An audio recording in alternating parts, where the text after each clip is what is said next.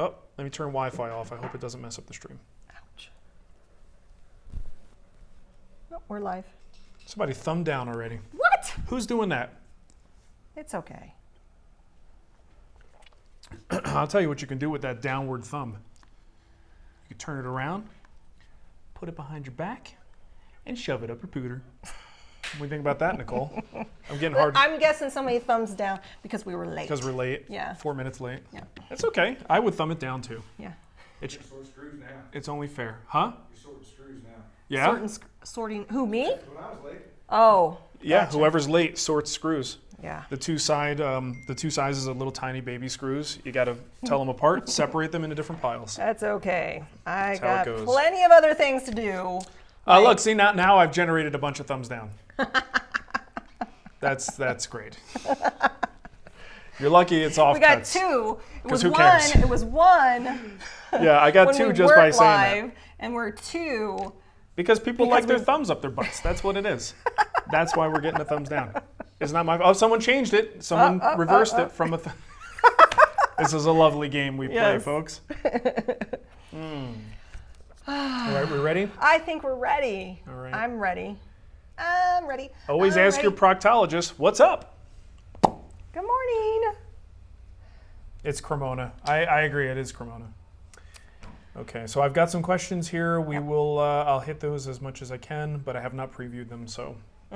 I hate reading a question and then going, yeah, I don't know the answer. It's okay. I don't know the answer to that. You know, that's when I did training. Yeah. That was a sign of a good trainer. You're able to say, I don't know, but I Is can it? get you the answer. But if you say I don't know too many times, then True. you're a bad trainer. True. There's a limit to the there number of is a limit times. to the I don't know. You could be, look how good I am. I don't know.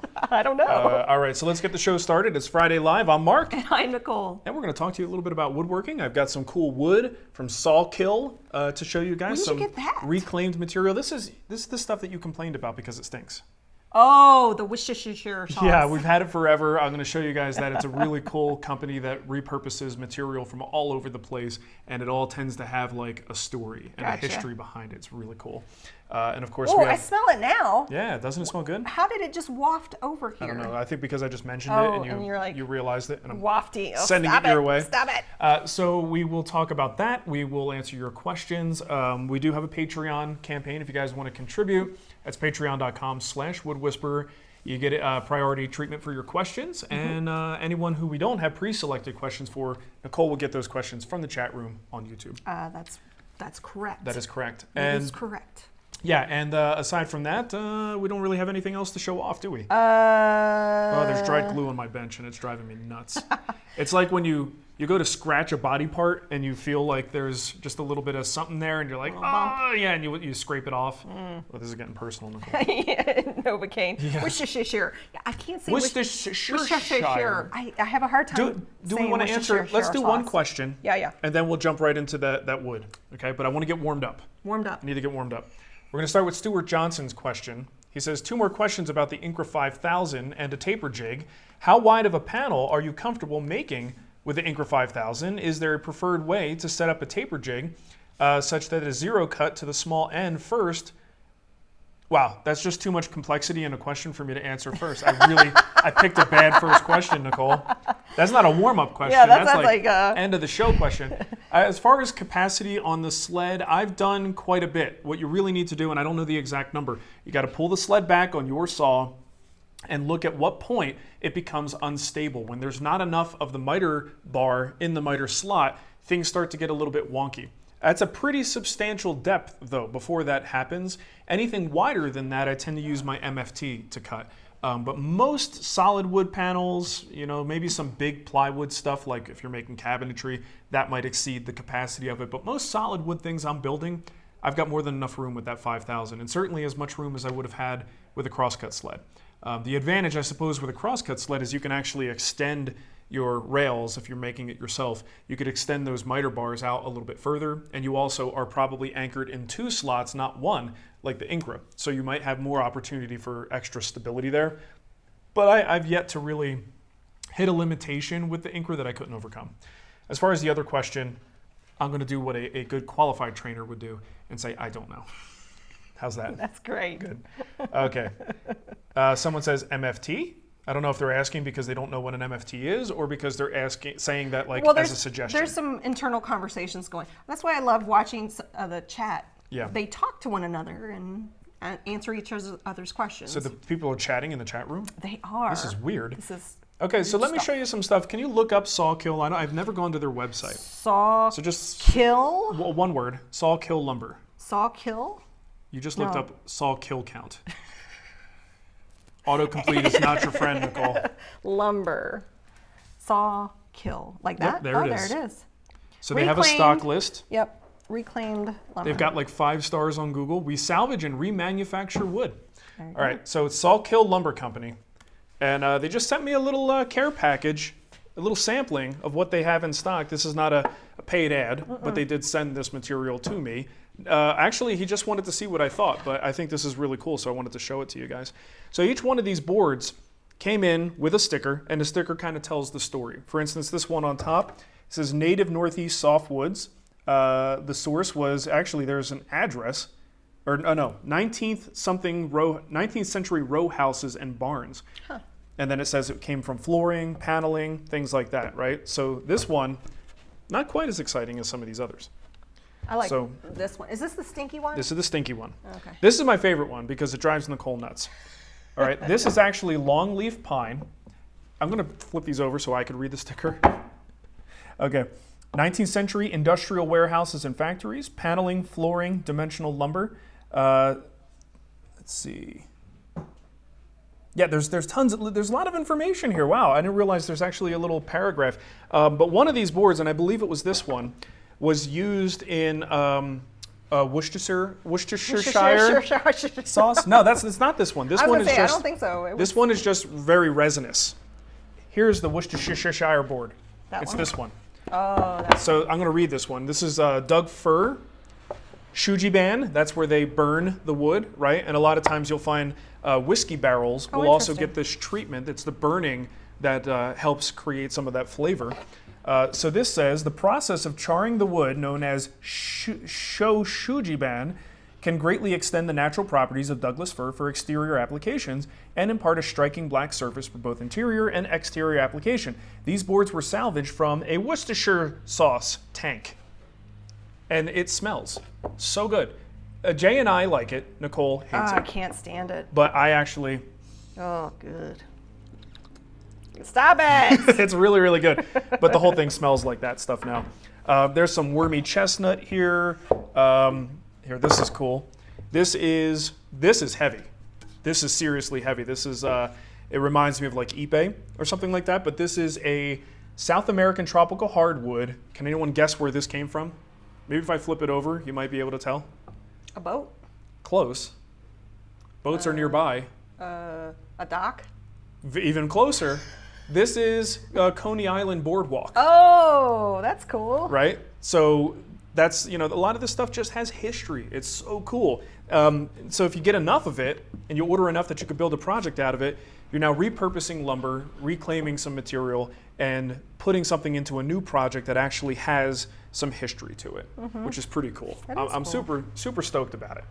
So Sawkil Lumber Company, check that out. Nicole's got the Yeah, I put website. It's sawkil.com with Yep. one L, Sawkil.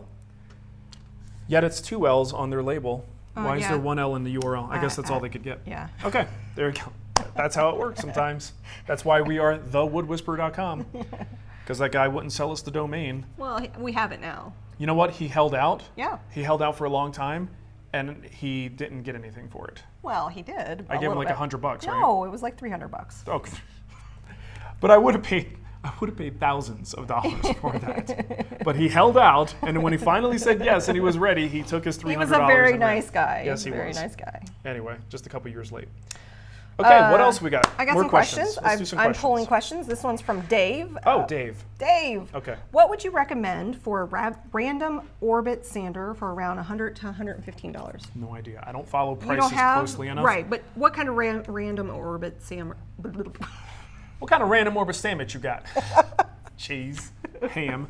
I have a Festool ETS that is not a $125 No. sander. In the past, I have had good luck with DeWalt sanders. That's what I use primarily, just one of their smaller. I had a 5-inch, and yeah, it was actually a 5-inch sander that I used most of the time. I don't know that price range, so I don't know if there's one within that price range. Maybe somebody in the chat can give you a recommendation. That just excels. Yeah, definitely a good question for the chat room. But the one I have, I've got 2 Festool sanders that are really good. Someone asked me that the other day, is the sander really worth it? And I'm like, I don't know. Like, it's hard for me to say if it's worth it for you. All I can tell you is I like it. It's a nice sander, great dust collection, good balance. It's very easy to sand with those sanders. But does that mean it's worth it? If you compare a board that I sand with my sander next to someone who has a rigid sander that they got from Home Depot, will you be able to look at those boards and tell which one was sanded with a Festool sander? No, absolutely not. Not if they're using similar sandpaper and a similar technique. It's not something you could tell. So it's creature comfort advantages, I think, most times. Darth Webb wants to know, I'm building the shaker table from the guild. I think that's Darth Dweeb. Oh, Darth, what did I say, Darth Webb? You did. Darth Webb, Darth Dweeb. He's building a shaker table from the guild, and I just glued up the base. I thought I had it square when I was gluing it up, but with the clamps off it, it's not. How much of a problem is this? How much out of square is it? Yeah. The amount of problem is directly proportional to the lack of squareness. So if you're putting a drawer in this, that's where you're going to potentially have a problem. If it's so out of square that when you want your nice square drawer to fit, you may have a problem where it doesn't slide in. Now, if you haven't made the drawer yet, someone might say that you're probably not going to notice visually the fact that it's out of square. So maybe skew your drawer slightly to match whatever that angle is so that it is equally out of square, and then maybe everything will cancel out. That hurts me to think about doing that. Just it's weird to do that. I like making things as square as possible and then adjusting as needed. So if you have a square drawer that's going relative into to dimensioning at that point, right? Yeah, kind of. But if you've got a square drawer you're putting into a non-square compartment, there are things you can do with how you guide that drawer through that path that might be able to work. You might be able to make it work. But it really is situation dependent, and how bad it is that determines how much of this you're going to have to worry about. If you do wind up, let's say you put guides in that allow it to kind of the drawer to go in a little bit skewed.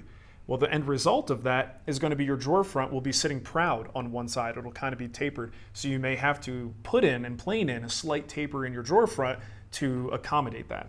So these are all just little tricks you would do to accommodate the fact that it's out of square. But how much of a problem it is really depends on how bad it is. All right, let me get a couple of these. Araya Woodworks. I'm trying to get away from wipe-on poly for everything and start trying hard wax oils. That sounds familiar. That's exactly what I did.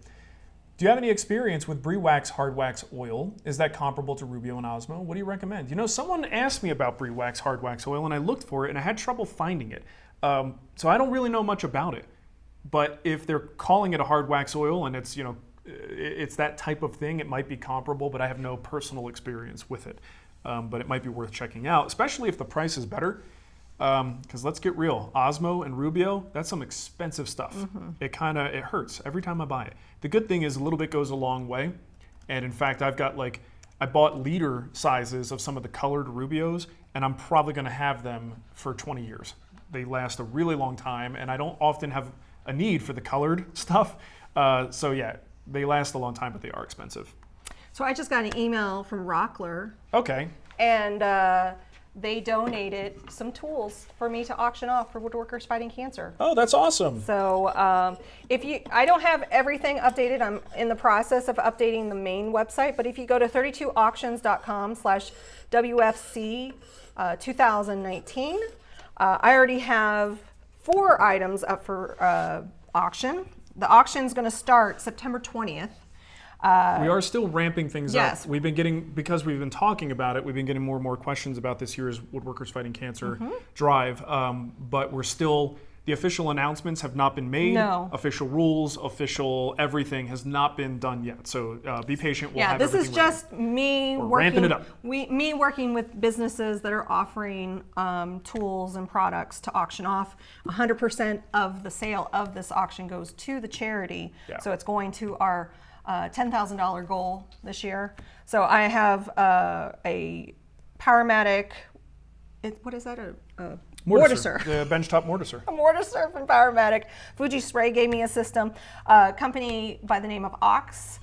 They gave me a cool coffee box, which is like indestructible. This thing is like I've seen that before. They put a Jeep on it, and it still works. It's a job site coffee machine. Yeah. So, and then of course, our really good friends at Bell Forest gave me an entire wood bundle package for the Rubo to auction off. That's awesome. So that's a lot of wood. Even if you don't build the Rubo, that's a good load of material for something else. Yeah, and then I just got an email from Rockler, and they've donated as well. Looks like I got a convertible benchtop router table. Ooh. Nice. Eagle America also has donated too. I haven't gotten, so I'm in the process. The auctions are fantastic. I love it. And here's the thing with the auctions. It's stuff like, if you were going to buy one anyway, it's a nice way to do it because you'll pay full price for most things. Some things do come under the retail price. It depends on the item.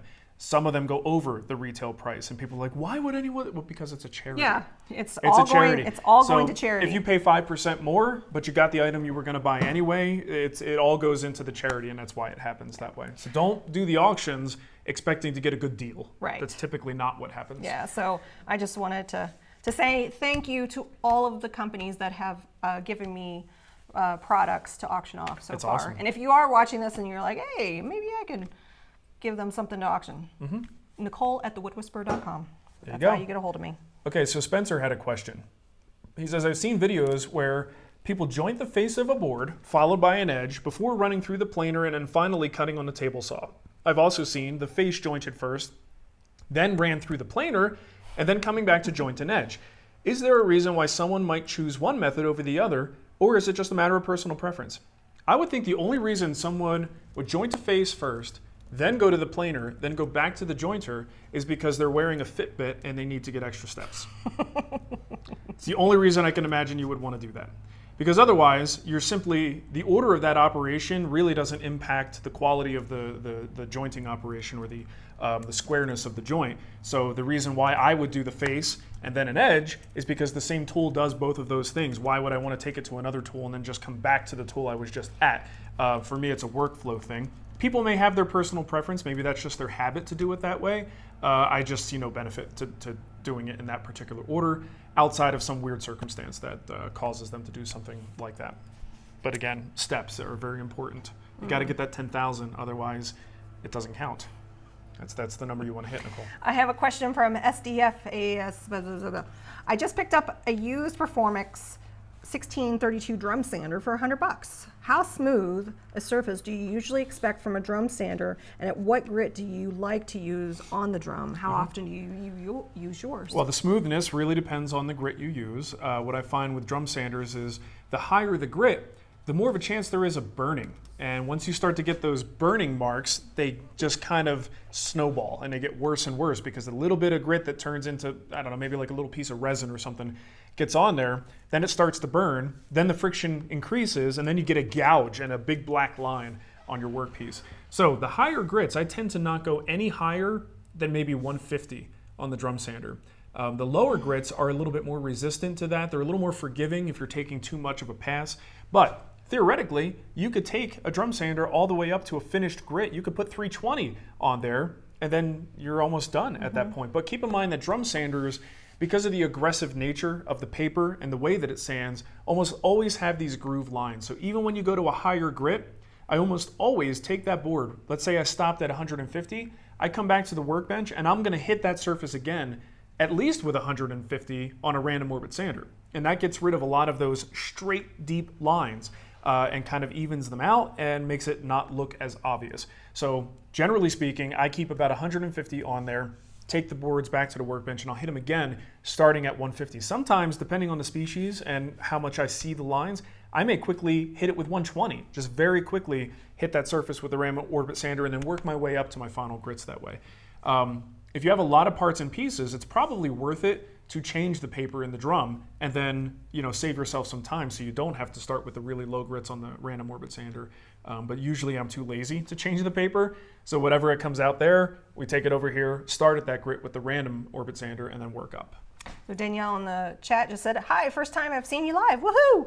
Just about ready to start the bread box of my first guild project. Wish me luck." Good luck. That's a fun one. We like that project. I love it. That's a good project. That is a great I project. really enjoyed it. Chris Kalnassi says he's shooting from the hip. Pachew. He's making a benchtop drill press station on wheels. Anything you would add to the design that you can think of? I already plan to have drawers in the cabinet space. So you're asking me to add something to a design that I haven't seen yet. So I don't know what, if you want to just shoot me an email with your idea and then see if we can come up with something. But really, when you're talking about a drill press stand, storage for the stuff, right? Of course, you want good support for the drill press itself, but anything that you would use at the drill press, it's really nice to have that stuff right there ready to go. So I think your idea with the drawers sounds like a solid way to go. You could have bit storage in there. You could have little blocks of sacrificial material that you could very quickly bring up and then use those so that you're not drilling into your table. You could have fence accessories. What are you doing over there, Jay? You look like you got an idea. Yeah. Oh. Want to show a bit? Yeah, no, that's okay. He was trying to be all. He's being slick. If I had a drill press cabinet, Yeah. then it would have been a different thing. But at the William Eng School, he has really nice cabinets like that for his mortisers. I think he might have a drill press on one of them, or he built one into the drill press. Mm-hmm. And there's not that many things that you need, but like if you've got a chuck or something, a chuck key that you might need, all that stuff you could just have in a drawer nearby. Outside of that, it's just gravy. If you need extra storage, put some drawers on there. If there's other accessories you think you might need, put them in there. But it doesn't need to be anything more than just a basic cabinet. Woodworking Wannabe says, "Hey, Mark, I think I missed your appreciation for your new joiner. Are you liking it?" Loving it. Yeah, one of the reasons why a lot of people assume that the reason we're going faster is because we have two people in the shop. Mm-hmm. That is one very important reason, but there are other reasons too. Is now we have a wider jointer, which means I don't have to glue up as many panels, which really speeds things up. I've got the 12-inch capacity, so a lot of things, like the panels for the storage bench, the entryway bench that we just published yesterday, none of those had to be glued up. It was all full width pieces, and that's because of the jointer. And then the other reason is, of course, we're using the Domino more, which speeds up the joinery process. So the jointer is absolutely a dream come true. It's fantastic. Fantastic. I love it. Okay, so we answered Chris's question. Mike Davies, let's see, he's got two questions. Trying to add one new element or method I've never tried to each new project. That's a good idea. So I'm always moving forward and gaining skills. May have jumped forward too quickly with the angled bridle joint, but so be it. Don't want to stagnate, but also want to be productive in the shop. Any tips on balancing just getting the thing done with learning along the way? Got to move past floating mortise and tenons and doweled rabbits sometime, right? No, not really. A lot of people don't, and it's fine. It's tricky. There is a point where if you're getting frustrated with it and you're close to being able to just kind of put a bow on this thing and move it out, but you're starting to hate the project, probably a good time to just cut your losses and move on. I'm all for doing new processes on projects and kind of learning these new things as you're building. When the stakes are higher, you tend to learn more. The lessons mean more. If you make a mistake on an important project, it really, that's a good lesson that sticks with you. So all for that, but if it's really starting to just piss you off and you're not enjoying the process, then say you have learned something at that point, and hopefully you've learned how to do it better next time, right? So don't be afraid to just say, all right, let me salvage this and move on so that I get a completed project and then I can try this again in the future on the next one. That is part of the risk of this method, is you're often going to find yourself, if you are actually doing what you're saying you're doing, you will often find yourself in over your head. And that's okay, because that's where you learn. So, but I do think it's perfectly fine once you start to get really frustrated to move on. Because here's the thing, once you get frustrated and you start being negative, that's when you tend to make more mistakes on the things you already know how to do. Yeah. Right? You're frustrated and you're like, duh. And I think with Jay and I, that happens sometimes. We make a mistake, and if we don't quickly fix it and then kind of change the mood, we are more likely to continue making stupid mistakes because we're just angry or we're like annoyed that we made a dumb mistake. Yeah. Well, and I think sometimes it's good to put something aside, walk away, and maybe do a project that gives you a fast win. Like a turning project, well, I know you don't. I can't stand leaving a project midway. Really? Like I just want to finish it and Yeah. be done with it and move on to the next thing. Yeah. But for some people, pausing and going to something else, get that quick win and come back to it. Yeah. I think this is how, Elisa, when building a tabletop or desktop without an apron, is there a general rule of thumb to indicate whether a center support is needed based on the length of the desk? Maybe looking at the calculators like the sagulator, Yeah. you know, and thinking about how much weight will be on the Well, desk. we had a friend of ours send a picture of, he had a credenza or something. Right, yeah. But he had loaded down with alcohol. there was so much Booze. liquor bottle. one side to the other. That there was like a big old dip in it. I've been waiting for my joke because he emailed me and I said, well, Nicole showed me a picture. If you have more pictures, send me the pictures. I've been waiting for him to send me the picture so I can say my joke, which is maybe get some of the booze off of there if you don't want it to sag so much. But yeah, so ultimately you need to know how much weight is going to be on it. So if you've got a computer, how much does that computer weigh? Is that going right in the center? A monitor, a keyboard, all these things. Think of the weight, you get the thickness, the length of the piece, the distance between the supports, you plug that into a calculator, and it'll let you know how much it's going to sag. And you can kind of keep that in mind. If that's too much, if it's going to sag a ½ inch, then you might want to do some kind of reinforcement for it. That's how I would approach it. I put a link in the chat for the sagulator too, in case you're not familiar. Mike Davies wants to know, his second question was, listening back to Wood Talk, he wants to know if there's a way to get access to the Burps. to the email extras that we used to do. Oh yeah. That is on, we have several layers of back burners. Yes. This one is like, it's on the stove, but it's way back on the rearmost back burner. But we do want to do this. We have all the email extras. I have the files. My goal is to just post them on the website. There's no reason to like keep them hidden. What if I just bundle them up into a zip file and say, here you go? No, I want to put them in the feed. Oh, okay.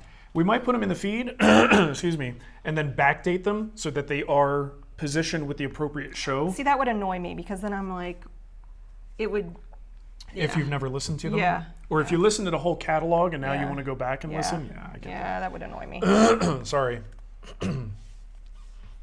Okay, I'm done with questions. Oh, okay. Yeah, I'm just looking to double check. That's all I have. Mad Dog 88. I'm enclosing my carport and have a lot of cedar to use as siding. What should I use to treat, finish, upkeep to extend its lifetime? Should I paint it for best protection? Yeah.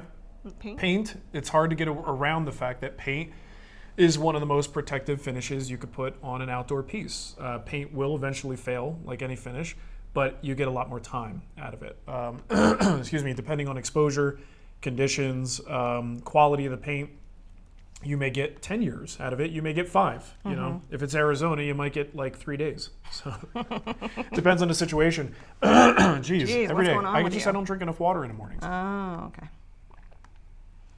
So we're doing a pergola right now, and I'm using, what did I get? Penafin, is it called? Yeah, Penafin. My gosh. You want to step away and work it No, out? it's just that if I wasn't on camera, I would Yeah. just make a lot of noise and be done with it.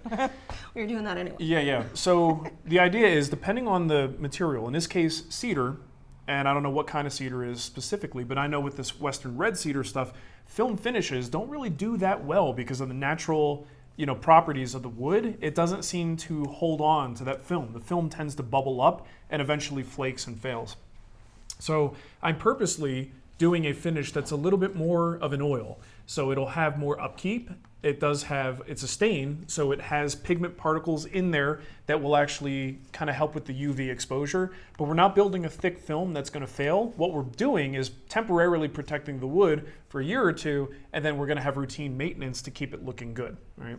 I would just say research that type of cedar, make sure what you're planning on using will work. Paint, like I said, is one of the best because nothing's getting through it, right? It's a block for the UV. The UV never touches the wood. But that's a no-no for a lot of people who want to see the wood. So the compromise is to don't put that find- put that online. People will Right. get mad at you for painting it. Yeah, exactly. So find a transparent or semi-transparent deck stain that looks good. And preferably, I think with cedar, what I'm going with is one that does not form a thick film on top of the wood. It's just one that absorbs and penetrates into the wood, provides some protection, but can easily be renewed. And if the finish starts to fail, you're kind of just dealing with fading and small failure areas as opposed to finish flaking, which means a complete strip and refinish, which would be a nightmare. Got a question here from better now. Chris. Kalnassi. Mark, quick question. Your PM sander has a built-in mobile system. How easy is it to move? Would you need to move it out? I would need to move it out in my area for longer pieces here and there. We don't move it often, but when I have moved it, the mobile base is perfectly adequate. I think if you have a standard concrete floor with standard expansion joints, that aren't really huge, the wheels kind of just glide right over them. Both the planer and the drum sander from Powermatic, their built-in bases work just fine. Great. And for as heavy as they are, it's surprisingly easy to move them. But yeah, I don't think you'll have any problem, Chris. Jeannie Grassi. Hi, Jeannie! With regards to Osmo and Rubio, what is the shelf life like? I have only used part of my Osmo can. Do I have to hurry use the rest? I don't know for sure, Jeannie. Does Bloxygen work with that? I mean, putting some Bloxygen in it? I don't think that would hurt. Okay. Yeah, Bloxygen on something like these hard wax oils will keep that oxygen out of there and can only help the situation. So if you do have Bloxygen, definitely use it. I feel like it would certainly extend the life. I haven't really seen any of my cans of either Rubio or Osmo, all the varieties that we have at this point. Since I've really gotten into the hard wax oils, and I would say that's probably maybe the past year and a half, I haven't had one of those cans ever get to a point that I'm like, crap, it's definitely gone at this point. I need to just throw it away. So the shelf life from my empirical tests has been good, but I would definitely check. I'm sure this is something you could find on their website, an official statement about their shelf life, opened and unopened. But again, Bloxygen, get that in the can, you're going to be a lot happier with it. Whatever their shelf life is, it should extend it. I would think also the environment that you live in could be a Depending on factor. how hot it is. She's still Pacific Northwest, I guess. I think, right, Jeannie? Jeannie and Daphne are good friends. But yeah, so it's not too hot there. But I think, again, Bloxygen is always going to be helpful with anything that has a curing process that involves oxygen. Jeremy, it would be great to get that Oneida discount back. Yeah, we agree. You're absolutely right. But we don't have control over when companies give When they grace us with their wonderful so when I coupon announce codes. discounts in the guild, it's like, hey, these are subject to change. It's always the case. They're out of our control. We do our best Yeah. to convince them that it's in their best interest, but they don't always agree. Lee Nielsen. Michael Campbell Yes. is feeling overwhelmed. Just got As am I. Just got power to my new shop, and I'm trying to start moving and organizing. Where do I even start when it comes to setting things up? With a piece of paper. Yes. Start with a piece of paper. Maybe use SketchUp if you're okay with that. You can get models for various tools that would be approximately sized stand-ins for your tools. If you are even the most basic SketchUp skills, all you need to do is put up a square shape, and then lift up the walls so you can kind of see what your space looks like, and then copy and paste these various tools and then move them around.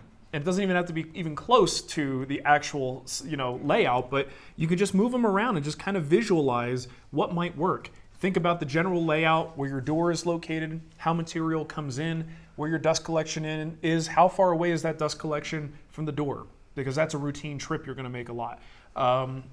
Excuse me.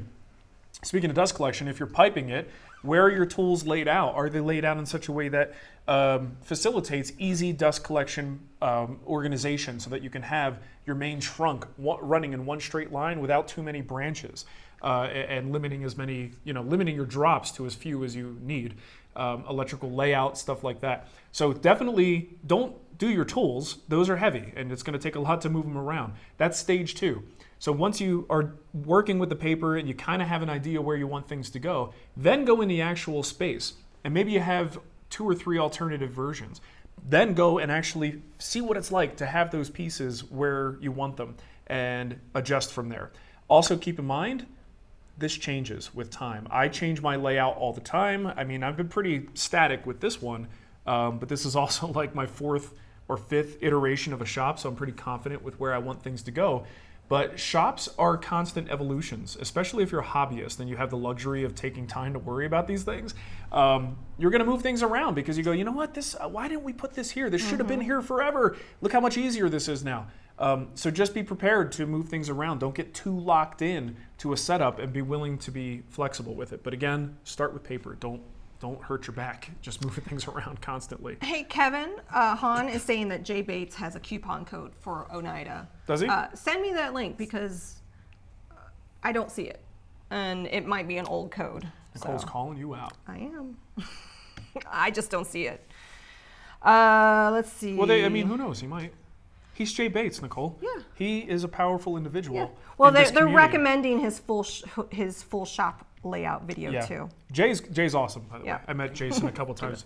This Jay is awesome as well. He's the one that actually a lot of people think he's Jay Bates. That's true. They do look similar from Yeah. a distance on a small screen. Let's see. We got a question here. He just moved into a new shop too. Who? Jay Bates. Yeah, no, that's what they're Actually, talking about. Just about every, I would say, if you look at like the top maybe 10 or 15 like YouTube woodworkers, I would say about 80% of them have recently moved into new shops. New shops? It's weird. Everybody moved Shop at the same tour! time. Shop tour is out the wahoo. We did film a shop tour, by the way. Yep. 2019 shop tour. It is coming soon. A 40-minute shop tour. Hey, I said, do you guys want like the quick edit version, the slick edit version, or you want the long drawn out shop tour? They said long drawn out, and they're getting a 40-minute video with a 5-minute Simply Safe ad in the middle. Yeah. So, it's Clearview, not Yeah, Oneida. Clearview. Clearview, not Oneida. Sure, that makes sense. Okay, that makes sense. And look, Clearview is great too. Yeah, yeah. Clearview, the folks there are fantastic. Clearview works with Stumpy Nubs too, right? Yes. Yeah. And April. In April. I believe. Yeah. And they sent us something just recently too. Their new cyclone separator. I just haven't had a chance to do anything. Well, what happened? You know what happened? What? You know how when I get new stuff, the way I know I need to do something with it or talk about it is I leave it in my way.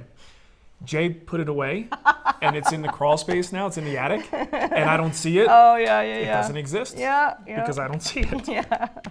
He cleans too well. I know.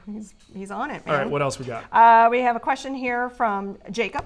Do you have any suggestions to add some headroom for the front of a DeWalt job site saw? I built it into my workbench, but when I cross-cut with a miter gauge, I have 6-inch in front of the blade. What? I'm not sure that's the right a question for you. I think Mark's got poop. So is It it does look like he has a poop. is it that it's too far forward, so he doesn't have the support space on the front of the miter saw? It just said headroom to the front of the DeWalt So job site. he has it positioned too Built far it- forward. Built it into my workbench, but when I cross-cut with a miter gauge, I only have 6 inches in front of the blade. A platform for support? I don't know. Yeah, I I don't mean, know. it's a little bit tricky to completely understand what you're talking about, but it sounds like he has it positioned too far forward, that there's not enough leading support on the infeed side, if you will. Yeah, I'm going to give you a suggestion. We have a public woodworking Facebook group that has over 43,000 people in it. We try very hard to moderate and kind of police, and we still have rules for it. But if you go to facebook.com/ I think it's TWW community. Something like that. Yeah, it is. Ask to join that group. Answer the questions. If you do not answer the questions, no, it's not TWW community. It's the woodworking. Who are those I guys? don't know. It's a bunch of kids. Yeah, it is. Woodworking community. I'll put a link in the show notes. But you must answer the questions. We get so many. There were thousands of people have requested to enter. Yeah. And one of the things that I do is I say, give me all the people that didn't answer the questions, decline all. Yeah. So woodworking, there it is, the woodworking community. You know, the unfortunate thing about TWW is that I've tried to use that in hashtags, and I'm losing the battle to the women who want to be pregnant. Oh, the what's it called? 2-week wait. 2-week wait. So if you look at hashtag TWW, it's the 2-week wait as women are peeing on sticks and trying to see if they're. So it's me. So I'll do TWW tips. Yeah. And there's a bunch of- women with their pee sticks, and then this dude showing woodworking. And I clearly do not have ownership over that hashtag. No, you do not. Yeah. That's why I don't use hashtag TWW, because it's inundated with pee sticks. Oh, I had no idea. Yeah. Oh, that's funny. Andrew V just Like, hey, ladies, what's up? Who wants to do some woodworking? Let's do it. Andrew V just said, what happened to the planer brackets? I went to order I don't today know. and I couldn't find them. Well, All right. you want to hear the story? Yeah, it's a. I'm really bad at manufacturing Yes, products. that's why we don't do this. So we have roughly 60 some odd brackets that need pieces. I have to go and order these pieces from a bunch of different places, and then we have to put them together. Yeah, there's leftovers, and the trick is to piece together the final 60. We need to get a partial order from a local company that does the bushings and Yes. stuff like that. The question is, we got to call them and see, can you guys do a partial order? We don't want 5,000 of Right. these things. We need just enough to I need complete these orders. 60 or 70 of them. Yeah, exactly. So if they can do a small lot, then we'll be able to get the materials, repackage them, and sell the final And I 60. understand a lot of people have been waiting for them, and I just doing other things like WoodWorkers Fighting Cancer. So Yeah. it's one of the things on my list I need to just get off my to-do list. Scott Harmon brings up a good point. He says we could pee on sticks too. This is true. It just would be very expensive sticks. I could pee on some of this Worcestershire board. Oh no, that would be even worse. Possibly. Even You never worse. Oh yeah. know. Might be better. Depends on what I've eaten. Depends on if I had any asparagus. Asparagus. Yeah. Okay. You Got have more questions? WoodWorks. Got woodworking. Sure. Is there a brand of layout tools that are close to the quality level of Woodpecker, but without the Woodpecker price? Speaking of Woodpecker, they're giving me some stuff to auction off too. Thank you. Great. I can't wait to see what I get. Yeah, I mean, the thing. Look, here's the thing. Woodpeckers is nice, but they are catering to hobbyists and small shop pros who just love tools and love woodworking, and they put care and attention to a level that is actually, frankly, unnecessary. We don't need these things to survive in our shops, but we love them because they're awesome and they're very well engineered. But there is also a criticism to be sent out about the fact that a lot of the tools are aluminum, so they dent easily, and you got to be careful how you use them. Not that you have to baby them, but you drop one of their squares on a concrete floor, and you're going to dent that corner. So you might, compare it to things like Starrett, for instance. Makes fantastic squares. They're going to be steel. So a lot of people might favor, if you're going to drop a bunch of money into a really nice layout tool, you might want to get one that's steel. And some of the Woodpecker stuff does come in steel versions. So they do make steel squares, and it just depends on what their one-time tool schedule is and what they're building. I do prefer their tools in steel. Because aluminum also requires them to be bigger and thicker. Steel doesn't have to be that way. We talked about the fathead rules last week. So that rule is very thin because you can't do that in aluminum. It's steel, and that limits the parallax errors. So I do prefer the steel versions. I do love all their aluminum tools, but I'm a woodworker who babies my tools.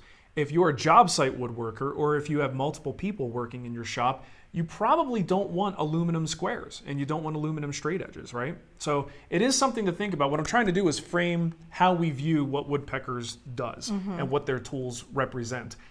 So if you are looking for really high quality, hard working tools that will take a beating, some of the aluminum squares might not be what you want to look at. Look at other brands.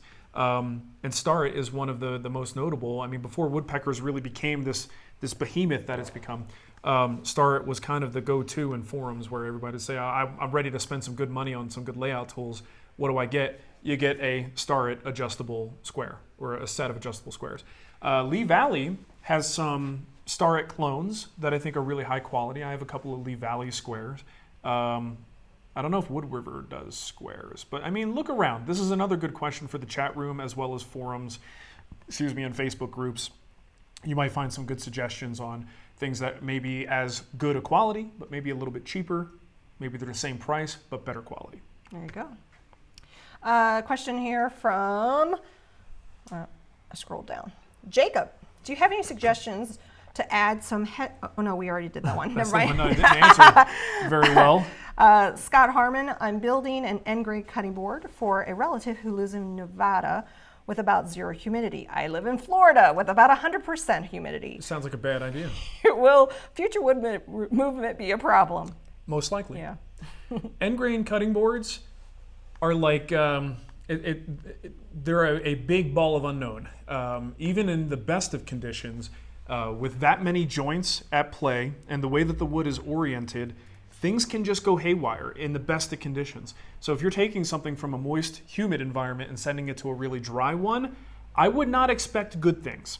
If it works out and everything is fine, great, you lucked out.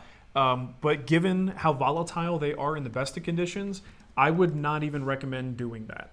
Unless there is a way that you can kind of get the wood pre-dried, try to get it so that it's like, I don't know, maybe you have a dehumidifier in a contained environment, and then you take it, you work the material, and then when you go overnight, you put the board back in this dehumidified environment.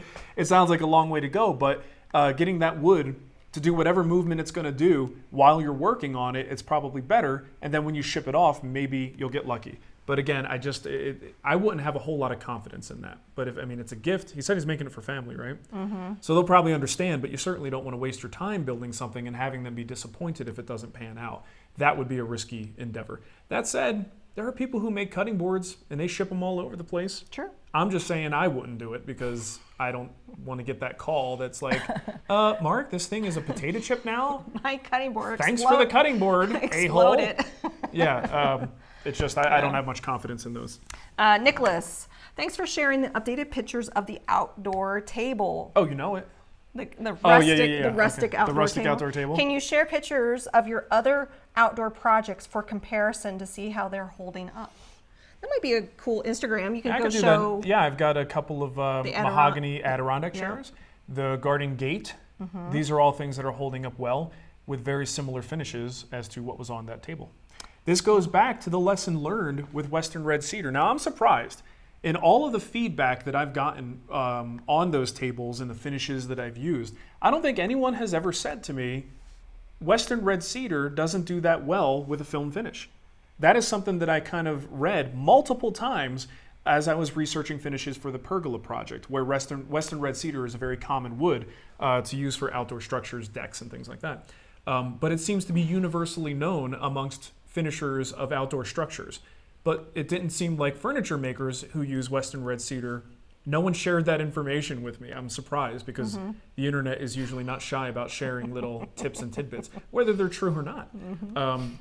But in that case, I'm really surprised no one said, hey, dummy, you probably shouldn't put a film finish on that because Western Red Cedar is kind of always going to reject a film finish.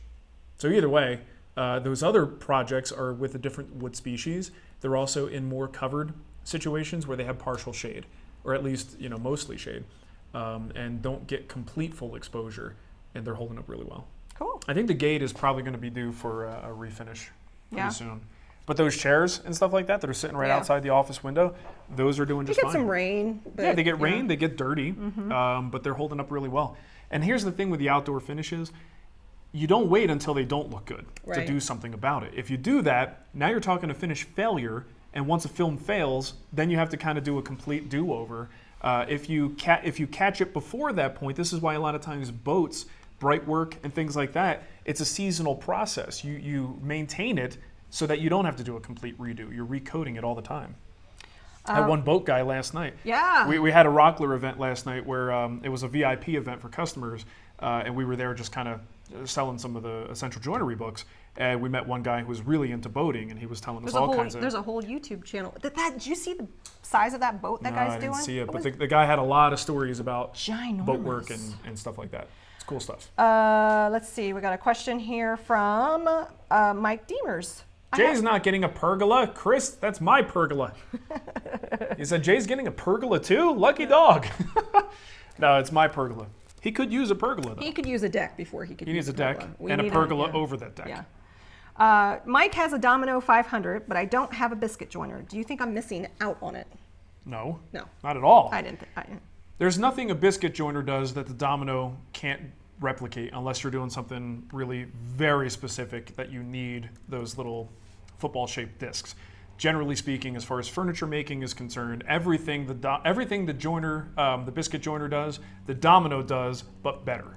So I have a Domino and a biscuit joiner, but only because I wrote a book on joinery that included a biscuit joiner. I actually had to go to Home Depot and buy one because I didn't have one.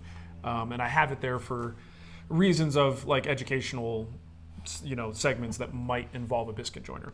But there's no reason to have purposes. it. It's obviously, if there's something that the biscuit joiner could do sometimes it's better to use that because it's a less expensive tool and it's a lot more accessible than a Domino. Aaron Smith, I'm doing more woodworking in my garage that has a gradual slope for drainage. Is it recommended to level the garage floor? Hold on, I was going to read that again. Say it again. He's just wanting to know his garage floor is sloped. Should he level it? Depends on how much permanent changes you want to make to the space. Garage floors generally are not level for a reason. Yeah. And that's because if you bring a car in with ice on it and it melts, you want water to go away from the foundation of the home. So if you make a permanent change like leveling the floor, that could be problematic for future sales of the house. And if you plan to park in there, it could be a problem. So I would not recommend doing that. I have fairly sloped floors. If you go look at a couple of my cabinet, I think I have a video called Quick Shop Cabinets or something like that. I show just how sloped my floor is. It's bad. I've gotten used to it, but I kind of have to walk like this sometimes to, I walk a little funny. When I get on something that's flat and level, I kind of walk crooked. But I don't think it's a real good idea. Now, if you are going to be there for a long time, there are things you can do by building up a floor on top of that. Making a new floor structure, not pouring more cement, but actually putting in a floor that could be torn out, and that floor is level. There's something to consider because then it's not a permanent change. But personally, I think you never know when you're going to move. Like a lot of people wind up having unexpected things happen. You have to sell your home. You don't want to have to deal with like an inspector coming in or the home inspector coming in and saying something, a modification was done to this floor, it's no longer safe, and then you got to deal with that. So I would recommend against it. You'll get used to the slope. Level the tools that need it so that things don't slide. All of our tools can be leveled. I don't level my workbench, but I do level the table saw. I leveled my cabinetry. I don't want pencils like rolling off and bits rolling off of stuff. But level your tools where you can, and you'd be surprised how much you can get used to a slope. Got a question here from Andrew V. We already talked about the planer brackets. Never mind. There you go. Dustin Brewer wants to know, what are your big goals for the Wood Whisperer to finish out 2019? Survive it. I want to be alive by the end of the year. Yes, that is a big goal. Our goals this year, we are achieving them. We Yeah. wanted to bring back, because we took a year off for WoodWorkers Fighting Cancer, so we wanted to finish strong with a good charity campaign. One of our goals was to increase content production, and we have done that. We have a lot. This is the first time ever in our history that I have a backlog of projects that we now can look at the calendar and say, plot this them will out. happen this time, this will happen that time. So it's going to be a strong finish. Our production this year was at an all-time high for us. Probably haven't done this many videos and just content overall. The finish came in. Yeah, I could finish the coffee table. That was my primary goal this year, was to just increase the amount of free content we provide, and we are hitting that goal. Yep. So that's it for me for the year. Get organized was my goal, and I definitely feel like I've gotten a handle on all the email that comes in. Right. But I feel much more organized and supporting. Like, I really wanted to focus on supporting people that contacted us and really trying to. Well, and really balancing is a trick for us, because one trap people get into all the time, and I say it's a trap, but it's right for them, so who's to say it's bad? For us, it would have been bad, and that is to simply follow the money, right? And a lot of people do that. When you start making content and you have a free side of things, and then you possibly have paid plans or paid videos that people can watch like we have in the Guild, the follow the money thing is to ignore the free stuff and just pump content in the thing that makes you money. But I think that's a short-sighted plan. So we've never been in favor of doing that. So the challenge is, how do we keep growing the Guild while continuing to put as much effort as possible into the free site, potentially more content than we've ever put out on the free site? How do we make that happen? Well, increasing our staff. We've got Jason here now. Having people help me with the editing of the videos, stuff that I don't need to be the person doing. We get people in here to help us with that, and then we just keep moving forward, and that's what's happened in 2019. It's actually been great. Wolfman said Stumpy Nubs is moving to a new shop too. Yeah, I know. I didn't know He's that. one of the people I was talking about. So yeah, Stumpy Nubs. what's his name? I Like to Make Stuff. He moved into a new shop. April? I mean, DeResta moved a while ago. Yeah. April moved into a new shop. Who else? Jay Bates Jay. moved. I Like to Make Stuff. Yep. Pachuto moved not too long ago. Everybody. Yeah, not everybody, but A lot of the people. collective. It's everybody. crazy. It is just crazy the number of people who all moved within the same like 1 to 2 year time span. Once again, guys, I blazed the trail years ago by moving like 5 times. So you can all thank me. If the Woodworkers were gonna do it. You could all thank me for all these shop moves that are happening. I'm kind of a trendsetter that way. So He's not being serious. there's that. Doug wants to know, do you like the Lion coffee? Doug, we haven't had a chance to brew any. It's been back to school week and it's been kind of crazy, and so we're treading water. I'll likely be the one to taste it first, because sometimes if I get up really early and the Dunkin' isn't here yet, I'll do a little French press action, and that'll be good times.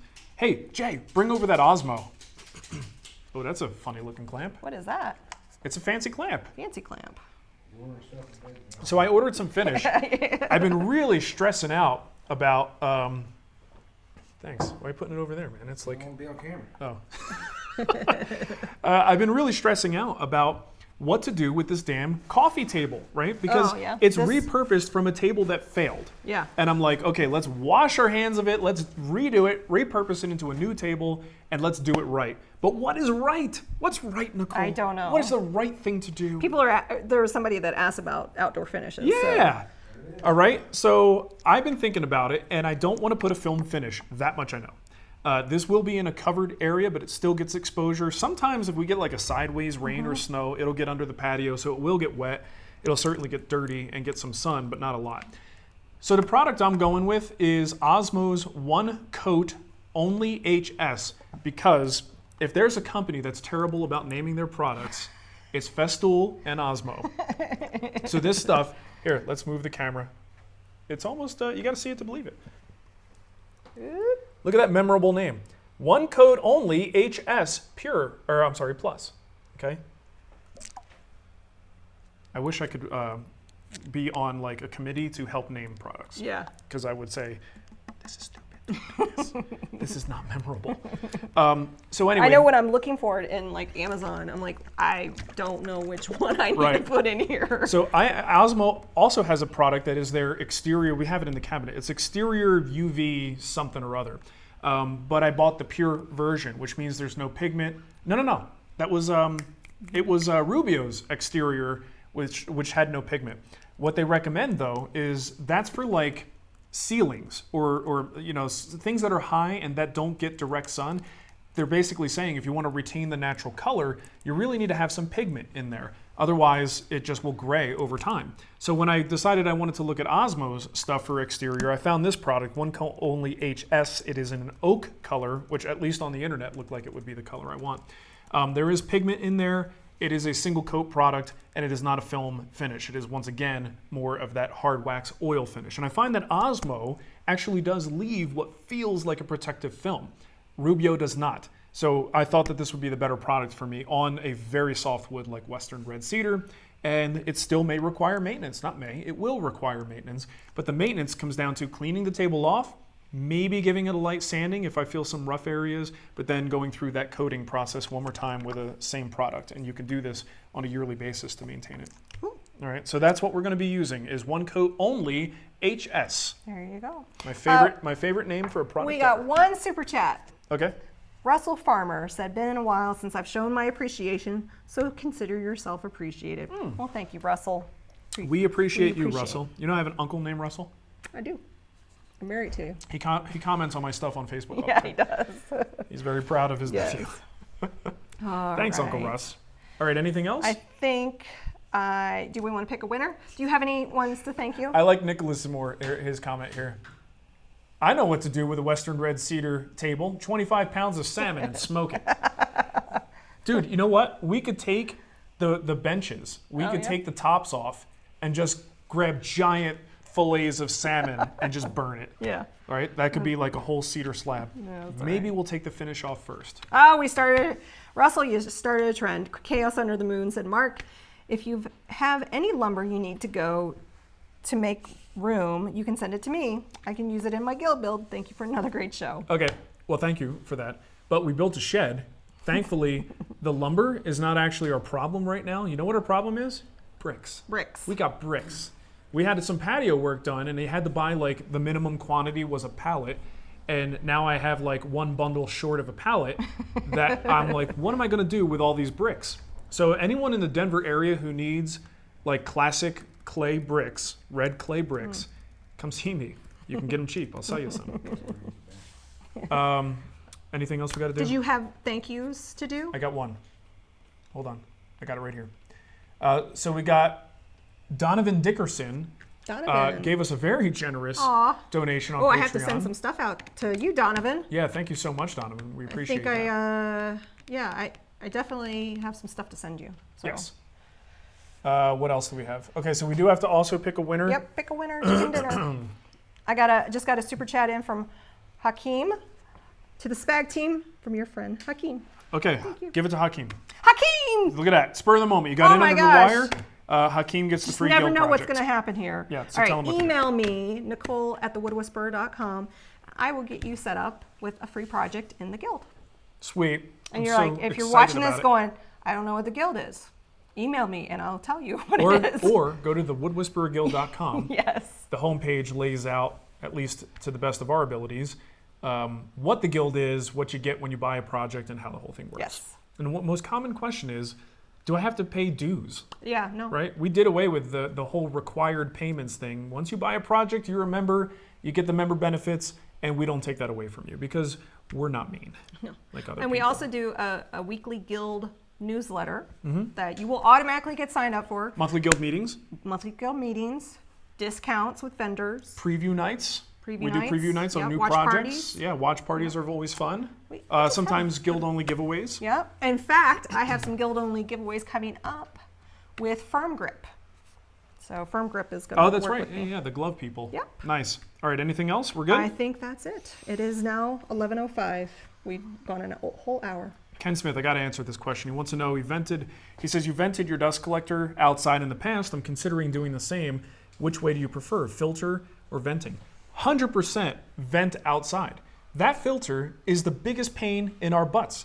We have to clean that thing out, and blowing that out, like, where do you do that? Where is a safe place? You got to find an open area that's public land that you can go and bring your leaf blower to and make a giant dust cloud like there's been a nuclear explosion. It's awful. So cleaning a filter stack is the worst. Yeah, we're you guys, overdue, you're right? due for it. So if you have the ability to vent outside in such a way that it doesn't create internal climate control problems, right? So if you have air conditioning or heating, obviously venting outside, whenever you turn on a dust collector, you're taking all your interior air and throwing it outside. Yeah. That air has to come from somewhere. So if it comes from outside, you're either going to get hot or cold air coming in, and it's going to defeat your system of cooling and heating. The other thing to be concerned about is if you have other appliances, gas appliances in your shop space, you don't want to vent outside because you're creating I don't know if it's negative pressure or positive pressure, negative pressure maybe, and then you could have pressure. gas being pulled into the space from a pilot light or something like that. So that's a no-no in that case. So there are considerations for why you would or would not want to vent outside, but purely based on the convenience of dust collection, if you could vent outside and not anger your neighbors, then do it because it's so much easier, so much better. Yeah. I think that's it. All right. Okay, well, thank you for watching, Sorry everybody. to everyone that has to go back to work. Yeah, but you had a little break. You got a little break. Yeah, you had a little break. Jay's got to go back to work. Yeah. He's got an 18-inch ditch to dig. We are getting air conditioning. Yep. So Wednesday, I'm finally getting a mini split installed in here. Yay. So it'll be a heat pump, which means we'll have some heat and some air conditioning to kind of take the edge off Take a the little edge bit, off. and hopefully take some dollars off of the electric bill That would be nice. from those electric heaters. We'll Yep. see. It works down to negative 13. You know what it isn't? It's not a Mr. Cool Okay. because it's not sponsored. Because I'm paying a lot of money to get a Mitsubishi because they don't want to sponsor us. So Yeah. what are you going to do? There you go. Okay, thanks everybody. Have a wonderful weekend, and we will catch you next time. Bye. Where's my thought button? Where is it? There it is.